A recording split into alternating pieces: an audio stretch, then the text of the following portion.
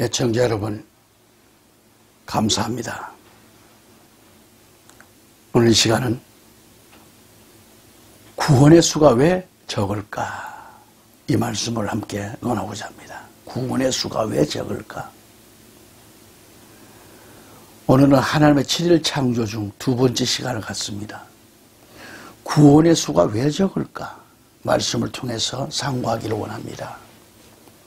구약의 불순종 사례를 들어보면 이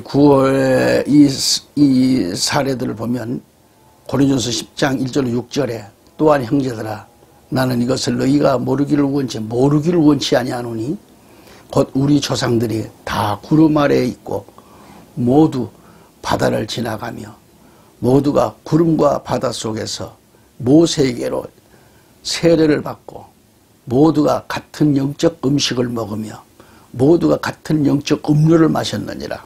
그들이 자기들을 따라가던 영적 반석으로부터 마셨는데 그 반석은 그리스도였느니라. 모두가 하나님께서 그들 중에 많은 사람들을 매우 기뻐하지 아니하셨으므로 그들이 광야에서 쓰러졌느니라. 이제 이런 일들이 우리에게 본보기입니다. 본보기가 되었으니 이것은 그들이 탐한 것과 같이 우리도 악한 것들을 탐하지 아니하게 하려 함이라. 아멘. 하나님은 다수를 기뻐하십니까? 다수를 기뻐하지 않으신다는 겁니다. 그렇다면 계시록 12장 1절로 6절까지 한번 보겠습니다. 하늘에 큰 이적이 나타나리라. 한 여자가 해로 옷 입고 있는데 그녀의 발 아래에는 달이 있고 그녀의 머리 위에는 12별의 관이 있더라. 그녀가 아이를 베어 해산의 고통을 겪는 가운데 울부짖음이 있더라. 그녀가 아이를 베어 해산의 고통을 겪는 가운데 울부짖으며 출산하려고 진통을 겪더라. 하늘에 또 다른 이적이 나타나니라. 보라, 7머리와 10뿔을 가진 큰 붉은 용이 있는데 그의 머리들 위에 7개의 관이 있으며 그의 꼬리가 하늘의 별들 중 3분의 1을 끌어다가 땅에 내던지더라. 용이 막 해산하려고 하는 그 여자 앞에 서서 그녀의 아이가 태어나면 곧 그 아이를 삼키고자 하더라. 그녀가 사내 아이를 낳았는데 이 아이는 철장으로 모든 민족들을 다스릴 자더라. 잘 들으세요? 이 아이는 철장으로 모든 민족들을 다스릴 권세를 가졌어요. 그녀의 아이가 채어 올라가서 하나님께 이르고 그분의 왕자에 이르더라. 그 여자가 광야의 도피하니라.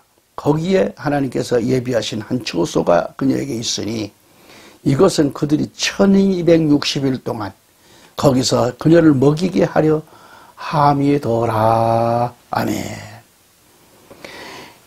해로 옷 입은 여자가 나오죠. 해로 옷 입은 여인이 사내 아이를 낳았는데 이 아이는 아까 뭐죠? 철장으로 모든 민족들을 다스릴 자더라 그랬어요.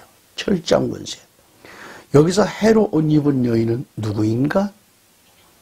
계시록 12장은 3대 7중 재앙의 7대 중간 계시 가운데 그 네 번째 환상으로 하늘의 큰 이적과 대쟁투 및 마지막 때 성도들의 예비처 보호 등이 기록되어 있는 책입니다. 매우 소중한 내용을 말해주고 있습니다. 우리 기독교인들은 다 알으셔야 돼요. 여기서 하늘의 첫 번째 큰 이적은 1, 2절에 이적인 바로 해로 옷 입은 여자의 해석은 정말 어려운 난해에 속합니다. 학자마다 해석이 분분합니다. 하지만 저처럼 해로 옷 입은 여인, 그녀는 계시록 12장 1절에서 하늘에 큰 이적이 나니라 그랬어요. 한 여자가 해로 옷 입고 있는데 그랬어요. 시편 84편 11절을 가서 보면 주 하나님은 해와 방패가 되시나니 주께서 은혜와 영광을 주시며 곧 바르게 걷는 자들에게 좋은 것을 아끼지 아니하시리이다. 시편 19편 5절에 해는 자기 침소에서 나오는 신랑 같고 경주하려는 힘센 자 같이 기뻐하는도다라고 했어요. 그러니까 여자가 해로 옷 입었다고 하는 것은 빛의 화신으로서 그리스도의 신부를 가리킵니다. 잘 들으세요. 갈라디아서 4장 26절에 그러나 위에 있는 예루살렘은 자유로운 자니 곧 우리 모두의 어머니니라 하셨어요. 영모지 어머니라는 것은 영적인 어머니, 영모라고 했어요.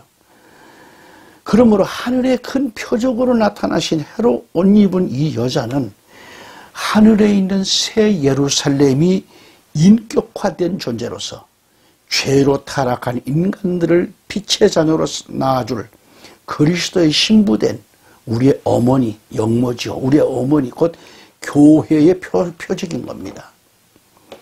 계시록 19장 4절에 짐승의 아내인 큰 음녀는 자줏빛과 붉은빛 옷을 입었다 그랬어요. 그러나 그리스도의 신부되는 교회는 해로 즉 빛을 말하죠. 해로 옷을 입었다 그랬어요. 빛을 옷을 입은 자들이죠. 그러니까 다시 계시록 12장 1절을 보면 그녀의 발 아래에는 달이 있고 그랬어요. 시편 89편 37절을 가보면 그것이 달같이 하늘에 있는 신실한 증인같이 영원히 굳게 세워지리라 하셨다 그랬어요. 그렇게 말씀하셨어요. 셀라 그랬어요. 여기서 달은 신실한 증인을 가리키죠. 영적인 증인들. 정말 하나님 앞에 충성된 증인들. 증인이란 법적 용어이기도 합니다만 여기 증인은 헬라 원어의 마로티스라 그래요. 마로티스. 순교자는 예수 그리스도를 증거하다가 죽은 명예로운 칭호입니다. 증인, 마로티스, 순교자죠. 그러니까 다윗의 미는 그리스도의 왕국을 뜻하고 있습니다. 하늘의 달과 같이 그리스도에 대해 확실한 증거가 있죠. 어거스틴도 교회는 마치 달과 같다고 했습니다. 또한 그녀의 머리 위에는 12별의 관이 있더라 그랬어요. 이것은 하늘의 자손을 가리킵니다. 12별은 하늘의 자손. 다니엘 12장 3절에 지혜로운 자들은 궁창의 광채와 같이 빛나고 많은 사람을 의로 돌아서게 하는 자들은 별들과 같이 용을 무궁토록 빛나리라 그랬죠. 또한 해로 옷 입은 여자는 12사도, 여기도 별로나 사도는 별이죠. 12별의 사상은 그 사람의 인격 머리를 가리킵니다. 사상을 계승한 승리는 왕관이죠. 왕관의 교회로서, 자, 여자죠. 교회는 여자로서 확실한 증언, 달입니다. 증인은 달입니다. 증언을 산출한 교회의 승리적 모습을 보여주고 있는 거죠. 다음으로 해산의 고통으로 울부짖는 여인이 뭘까요? 계시록 12장 2절에 그녀가 아이를 베어 해산의 고통을 겪는 가운데 울부짖으며 출산하려고 진통을 겪더라 그랬습니다. 아멘. 여자는 씨를 받으면 임신하게 되는 거예요. 육적으로 말을 해도 김씨의 씨를 받으면 김씨가 아이가 출산되고 박씨의 씨를 받으면 박씨 여자로서 씨를 낳게 되고 그렇죠? 그러니까 여기서도 여자는 씨를 받으면 임신하게 돼요. 짐승의 씨를 받으면 짐승을 낳고 사람의 씨를 받으면 사람을 출산합니다. 여기 본문에 나타나는 여자는 해로, 자 빛으로 옷 입은 여자이기 때문에 육의 씨를 받아 임신하는 것이 아닙니다. 영의 씨를 받아 임신한 여자예요. 다시 말하면 빛의 교감으로 아들을 낳은 거죠. 육의 씨를 받아 낳은 것은 육이요, 빛의 씨로 낳은 것은 이해할 수 있어야 돼요. 낳은 것은 빛인데 이 여자가 지금 아파서 애써 울부짖는 그 신비의 고통을 이제 우리는 이해할 수 있어야 되는 거란 말이에요.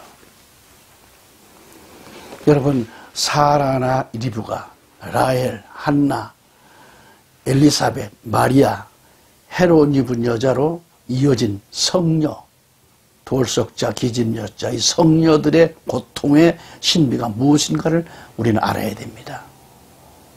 이들은 어린 양 예수님의 신부로 영녀의 맥입니다. 영녀, 영적인 여자. 이어서 계시록 12장 3절 4절에서 7머리와 10뿔을 가진 큰 붉은 용이 있는데 이 붉은 용이 그녀의 아이가 태어나면 삼키려고 대기하고 있는 거죠. 여기 7머리 10뿔은 붉은 용의 신비입니다. 붉은색은 용의 불같은 정신, 즉 파괴의 정신을 가리키고요. 큰 것은 그의 거대한 세력들을 가리켜요. 또한 붉은 빛은 교회를 해하려는 살기의 표상이고 유물사상을 뜻합니다. 지금 우리 대한민국만 보더라도 어떻습니까? 붉은색을 갖고 있는 사람들이 얼마나 많은가. 모든 노조들서부터 붉은 띠를, 데모들 하면 붉은 띠. 응? 이 붉은색은 전부 다 파괴의 정신을 가리킵니다. 응? 큰 것은 그의 거대한 세력을 가리키고요. 또한 붉은 빛은 교회를 해하려는 살기에, 요즘 말이지, 교회를 얼마나 이 붉은 빛이 교회를 해하려고 합니까? 붉은 빛은 교회를 해하려는 살기의 표상, 유물사상을 뜻하는 거잖아요. 교회를 얼마나 괴롭힙니까 지금. 영광스러운 어린 양의 신부되는 교회는 초대교회부터 지금까지 이 용의 박해를 계속해서 받아오고 있어요.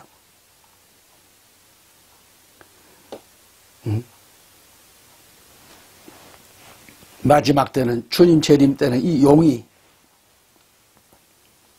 최후 발악을 앓고 역사에 납니다. 4절을 보면 철장으로 모든 민족들을 다스릴 남자아이를 낳은 여자. 이 아이는 그리스도를 가리키잖아요.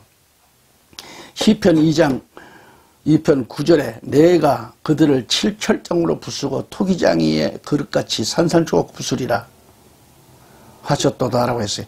철장은 불가항력의 능력을 말하는 것이죠. 불가항력의 능력, 철장. 사탄은 교회를 핍박할지라도 교회는 오히려 불가항력적인 능력으로 만국을 지배하시는 거예요. 예발 우리 한국교회 목사들이 좀 이걸 깨달아 주시기 바랍니다. 교회는 오히려 불가항력적인 능력으로 만국을 지배하라고 하는 거예요. 최초의 여인 하와는 뱀의 씨를 받아 살인자 카인을 낳았잖아요. 그러나 마지막 때 교회는 빛된 그리스도와 교감하여 철장으로 나라를 다스릴 사내 아이를 낳는 겁니다. 계시록 12장을 보았지만 때는 가까워지는데 믿음이란 참으로 귀한 겁니다. 또한 귀하다는 것은 뭐예요? 그만큼 말세에 믿음을 가진 자들의 수가 적다는 얘기입니다. 이토록 귀한 믿음이 점점 보기가 힘들어지는 때입니다. 없어요. 그래서 예수님께서도 이렇게 말씀하십니다. 누가복음 18장 8절에 뭐라고 했어요? 내가 너희에게 이르노니 그분께서 속히 그들의 인수를 갚아주리라 그랬어요. 자, 원수를 갚아주는, 그럼에도 불구하고 사람의 아들이 올 때에 땅에서 믿음을 보겠느냐 하시니라 그랬습니다. 우리 주님 다시 오실 때에 땅에서 믿음을 보겠느냐고 하셨어요. 이거 뭘 어떻게, 여러분들 어떻게 해석을 할 겁니까 이거? 응? 믿음은 다 구원이요? 한 번 용서 안 받았으니 우리는 죄가 없어요? 하루에 날개 모르고 지은 죄가 머리로 짓는지 발로 짓는지 눈으로 볼고 짓는지 입으로 짓는지 마음으로 짓는지 손으로 짓는지 발로 짓는지, 여러분 죄가 없어요? 여러분, 그때의 예복이 없이는 쫓겨나고 맙니다. 예복이 없는 사람이 쫓겨나요. 우리 주님 다시 오실 때에 말이죠. 예복을 입지 않는 자는 쫓겨납니다. 믿음을 가진 자들의 수가 적지만 말세는 주의 종이 적다고 했습니다. 마태복음 9장 35, 38절을 쭉 읽어보실까요? 추수꾼이 적다고 했어요. 추수꾼이 적다. 추수꾼을 보내달라는 거예요. 예수님께서 모든 도시와 마을을 두루다니사 그들의 해당들에서 가르치시고 왕국의 복음을 선포하시며 백성 가운데서 천국 복음을 선포하셔요. 보시면 백성 가운데서 모든 질환과 모든 질병을 고쳐주시니라. 그러나 그분께서 무리들을 보시고 그들을 불쌍히 여기는 마음을 가지셨으니 이는 그들이 목자 없는 양같이 지치고 널리 흩어졌기 때문이라. 이에 그분께서 자기 제자들에게 이르시되 진실로 수확할 것은 많되 일꾼들이 적으니 그러므로 너희는 수확하시는 주께 기도하여 그분의 수확밭에 일꾼들을 보내실 것을 청하라 하시니라 그랬습니다. 주님이 오실 때 익은 곡식을 수확할 참종들이 적은 시대예요. 한국에요. 목사 없습니까? 넘쳐나요.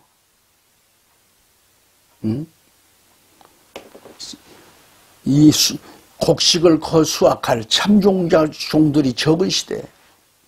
첫째는 우리는 씨를 뿌리는 시기 예수님. 둘째는 농사를 짓는 시기 주의 종 목회자를 가립니다. 또 셋째는 거두는 시기 수확하는 때를 가리키죠. 추수할 종 마지막 때 종을 두 증인을 가리킵니다. 마지막 대환란 때는 참종이 적습니다. 그걸 7년 대환란이라고 말합니다. 요한계시록 6장 13절에 하늘의 별들을 누구를 가리키죠? 주의 종들, 목회자들을 가리킵니다. 이 무화과나무가 강풍에 흔들릴 때에 설익은 무화과가 떨어진 것 같이 땅에 떨어지고 별들이 주의 종들이 설익은 무화과처럼 땅에 막 곤두박질하며 떨어질 걸 가리켜요. 계시록 8장 10절에 보면 셋째 천사가 나팔을 푹 부니까 어떻게 해요? 불 때 등불처럼 타는 큰 별 총회장, 등불처럼 타는 큰 별은 총회장, 그 큰 교회 목회자.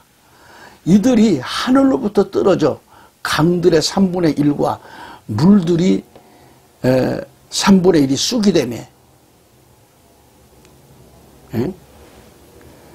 그에 떨어져서 그 별의 이름은 쑥이 돼요. 쑥이 돼. 별들이 주의 종들이 설익은 무화과나무처럼 땅에서 막 떨어질 걸 가리키는데 계시록 8장 10절에 셋째 천사가 나팔을 불며 등불처럼 타는 큰 별. 이들이 하늘로부터 떨어져 강들의 3분의 1과 물들의 군원들 위에 떨어졌는데 그 별의 이름이 뭐요? 쑥이라 하는 일을 했어요. 쑥이라. 타락한 목회자들. 그 물들의 3분의 1이 쑥이 되며 물들이 쓰게 되므로 많은 사람들이 그 물들로 인하여 죽더라고 했어요. 타락한 목회자, 완전히 사탄 마귀에게 속한 목회자가 말씀을 전하면 성도들은 생명이 아니라 다 죽습니다. 쑥물 먹고 죽어요. 넷째 천사가 나팔을 불며 해의 3분의 1과 달의 3분의 1과 별들의 3분의 1이 타격을 입어요. 엄청난 타격을 입고 그것들의 3분의 1이 어두워지고 낮이 다시 자기의 3분의 1 동안 빛을 내지 아니하며 밤도 그러하더라 하겠습니다. 지금 우리 대한민국은 신학생들이 졸업할 때마다 너무 많은 주의 종들이 배출되고 있지만 한마디로 포화 상태라고 해도 과언 아닐 겁니다. 신학을 나와가지고 각 교단에서 각 노예에서 목사 고시를 통과해서 목사를 안수는 받았지만 목회자는 되었는데 개척할 자리도 없어요. 부목사의 자리도 없어요. 가정이 있기에 그러니까 생활 안정을 위해 할 수 없이 일자리를 찾아 나서고 있고요. 목회자들이 사회 곳곳에 일터가 어떠한 곳이든 그런 곳 아랑곳 없이 일들을 하고 있습니다. 참으로 안타까운 일이 아닐 수 없습니다. 그런가 하면 한국교회의 영적인 상태는 점점 어두워져 가고 있고요. 별들이 빛을 잃어가고 있고요. 문제가 많아요. 그러다 보니까 거짓 선지자가 한국 기성교회들을 어지럽게 하고 있잖아요. 이 틈을 타서. 마태복음 24장 11절에 보면 많은 거짓 대언자가 일어나 많은 사람을 속이며, 속인다는 것은 미혹한다는 거죠. 거짓 대언자는 이단들을 가리킵니다. 우리가 조심할 것은 검증도 해보지 않고 아무도 판단하거니, 아무나 판단하거니 자신과의 생각이 다르다고 해서 이단 운운하면 잘못이죠. 오늘날 뉴스를 접해보면 많은 사람들이 그 뉴스를 그대로 믿고 판단하고 욕하고 갑질을 합니다. 그것도 잘못이에요. 잘못된 가짜뉴스가 홍수를 이루는 이 시대임을 왜 모르는가? 편파 보도는 더더욱 그렇고요. 잘못된 보도, 가짜뉴스를 믿어서는 안 되잖아요. 진짜 뉴스, 굿뉴스 바이블은 하나님 생명의 말씀, 이 성경밖에 없어요. 교회밖에 없어요. 우리 크리스천들은 오직 성경으로 돌아가서 매너가 있는 베레아 교인들처럼 하나님의 말씀을 받고 말씀대로 살아가야 합니다. 또한 우리 개개인이 미혹을 받지 않도록 기도로 무장되어야 합니다. 마지막 때가 되면 참종이 적다는 것을 알아야 됩니다. 새 속에 물들어 있기 때문에 올바른 진리를 찾아볼 수가 없어요. 진리는 없고 세상 이야기하면서 한바탕 웃고 끝날 뿐이지 진리는 없잖아요. 진리가 없으면 알고는 없는 것은 뻔한 거지요. 그러한 교회는 알고는 없고 쭉정이만 있을 뿐입니다. 계시록의 두 증인이 등장하는 때는 하나님의 참된 양 떼들을 짐승에게 빼앗기지 않기 위해서 하나님께서 두 증인을 보내어 혼돈하는 성도들을 바로 깨우치고 보호하기 위해서 7년 대환란 전반에 등장하여서 음녀에게 넘어가지 않도록 외치면서, 또는 음녀 짐승에게 혹 넘어갔다면 거기서 나오라고 불러냅니다. 계시록 11장을 보면 두 증인의 활동을 볼 수가 있잖아요. 자, 읽어볼까요? 계시록 11장 1절로 3절이에요. 또 내가 막대기 같은 갈대를 받으며 그 천사가 가서서 이르기를, 일어나 하나님의 성전과 제단과 그 안에서 경배하는 자들을 청량하되 성전 밖에 있는 뜰은 내버려 두고 청량하지 말라. 그것을 이방인들에게 주셨은즉 그들이 그 거룩한 도시를 42달 동안 짓밟으리라. 내가 나의 두 증인에게 권능을 주리니 그들이 굵은 베옷을 입고 1260일 동안 대언하리라. 아멘. 여기 계시록 11장 1, 2절에 대해서는 다음에 자세히 말씀드리기로 하고, 여기 3절을 다루고자 합니다. 자, 1, 2절은 다음에 다루고요.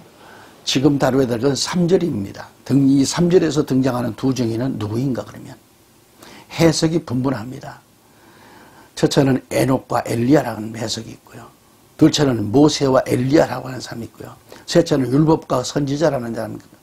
넷째는 구약과 신약, 안식교를 말하고, 안식교에서 그렇게 말하죠. 신약, 구약과 신약이라고.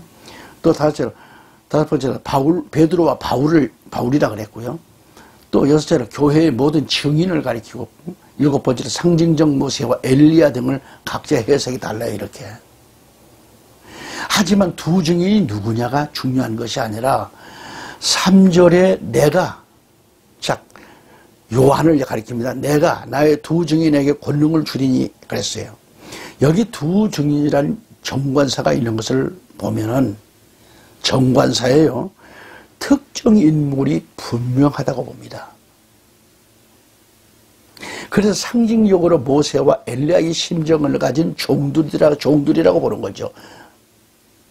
우리가 정통 보수적으로 해석을 해서 그렇습니다. 일단 모세와 엘리야를 상징적인 인물로 보자는 것입니다. 1절을 보면 또 내가, 지금 요한을 말하죠. 내가 막대기 같은 갈대를 봤다 그랬어요. 받았다겠죠. 받음에 그 천사가 서서 이르기를, 일어나 하나님의 성전과 제단과 그 안에서 경배하는 자들을 청량하라 하되 그랬어요. 요한은 10장에서 작은 책을 받아먹고 반드시 많은 백성과 민족과 언어와 왕들 앞에서 다시 대언하여야 하리라 그랬습니다. 그리고 11장 1절에 요한이 받은 막대기 같은 갈대자를 가지고 2절에 성전 밖 마당에 있는 뜰은 내버려 두고 청량하지 말라. 그것을 이방인들에게 주었다 그래서 이방인들에게 주었은즉 그들이 그 거룩한 도시를 42달 동안 짓밟으리라 했어요. 42달 동안 이방인에게 넘겨주고 갈대자를 성전 밖에 있는 뜰은 내버려 두고 청량하지 말라는 겁니다. 갈대자를 가지고 여기서 천사는 막대기 같은 자를 주면서 하나님의 성전을 청량하라고 했잖아요. 헬라 원어로 정경을 말합니다. 정경을 카논이라 그러죠. 이것은 곧은 아주 똑바로 곧은 막대기로서 칸나 갈대입니다. 갈대는 인류가 처음 사용한 척도를 재는 도구였습니다. 이 갈대자는 1.1획도 오류가 없는 곧은 갈대, 곧 정경, 카논이죠. 이 갈대자로 각 사람의 신앙의 행위를 측량을 하는데 표준이 됩니다. 이 갈대로 첫째로 하나님의 성전과 둘째로 제단과 셋째로 그 안에서 예배하는 자들의 신앙을 측량하라는 겁니다. 성전 밖에 있는 뜰은 청량하지 말라 그랬어요. 그걸 이방인에게 내주는 거예요. 42달 동안 내버려 두라고 했습니다. 이것은 이방인들에게 내어준 것인데 그들이 그 거룩한 도시를 42달 동안 발로 짓밟는다고 했잖아요. 그러니 얼마나 타락되고 여기서 탈락된 신앙자들은 얼마나 많은 고통이 오겠습니까? 다시 계시록 11장 3절에 내가 나의 두 증인에게 권능을 주리니 그들이 굵은 베옷을 입고 1260일 동안 대언한다 해서 예언한다 이 말이죠. 여기서 두 증인은 권능을 받고 굵은 베옷을 입고 1260일 동안 예언하리라고 했는데 사람은 옷을 어떻게 입었느냐에 따라서 그 사람의 성품을 알 수 있잖아요. 의상은 그 사람의 인격의 표현이기도 합니다. 그 사람의 옷을 보면 그가 무엇을 하는 사람인지 쉽게 알 수가 있다고 그러죠. 그러므로 두 증인에게 하나님의 특별한 권능이 임한 증거는 바로 그들의 옷이 표징이었습니다. 그래요. 우리 조광수 목사님이 말씀하듯이 목회자는 항상 단정해야 돼요. 목회자가 추린이나 입고 다니고 그냥 짬바띠기나 걸치고 그냥 아무 때나 다니고 그거보다는 항상 정장을 하고 많은 사람들 앞에 빛으로 꼬지지하게 입고 다니는 건 빛이 안 되잖아요. 누가 말을 걸어도 그 사람이가 쓸데없이 말을 안 걸어와요. 정기남이가 잠바를 입고 꼬지지 해가지고 가서 여보세요 부르면 썸짓하지요. 그러나 정장을 하고 깨끗하게 의복을 차려입고 안녕하십니까 말씀 좀 묻겠습니다 하면 안심을 하지요. 왜? 빛이 되니까. 그러니까 우리 조광수 목사님 설교 때 그런 말씀을 하잖아요. 그러니까 그 사람의 옷을 보면 그가 무엇을 하는 사람인지 쉽게 알 수 있다 이 말이죠. 목사인지 복덕방을 하는 사람인지 뭘 하는 사람이 안다 이거예요. 그러므로 두 증인에게 하나님의 특별한 권능이 임한 증거는 바로 그들의 옷이 표징이었다 이 말이죠. 옷이 표징이에요. 하나님께서도. 그러니까 두 증인은 뭘 입었다고요? 굵은 베옷을 입었다 그랬어요. 큰 음녀 바빌론에 있는 교회 지도자들이 자줏빛과 붉은빛 옷을 화려하게 걸쳐 입고 있어요. 금과 보석과 진주로 장식된 것과는 반대되는 옷입니다. 마지막 때 하나님의 종 두 증인은 굵은 베옷을 입었어요. 가는 베옷은 어린 양의 신부가 입는 의의 세마포이지만은 굵은 베옷은 슬픔을 나타내는 상주가 입는 옷이에요. 그러니까 참된 종들은 교회 타락을 너무도 슬퍼하며 굵은 베옷을 입고 예언한다는 얘기입니다. 마지막 때 두 증인과 같은 종들이 많이 나와야 하는데 그 수가 적어요. 목회자는 많은데 두 증인이 될 사명자가 적어요. 두 증인의 순교와 사흘 반 후에 하나님의 음성이 하늘로부터 들리는데 이리로 올라오라는 큰 음성을 듣고 살아서 하늘로 올라가는데 구름 속에서 그들의 원수들이 그들을 바라보고 있는 장면을 보았습니다. 두 증인의 수가 적습니다. 엘리야 때도 850대 1이었고 초림 때도 세례 요한 하나뿐이죠. 말세가 가까워질수록 여러분 우리는 작은 운동, 복음 운동을 쉬지 않고 해야 합니다. 아멘. 오늘은 여기까지 말씀을 접습니다. 다음 시간 또 이 말씀을 이어서 정언하도록 하겠습니다. 감사합니다. 건강한 한 주 되십시오. 감사합니다.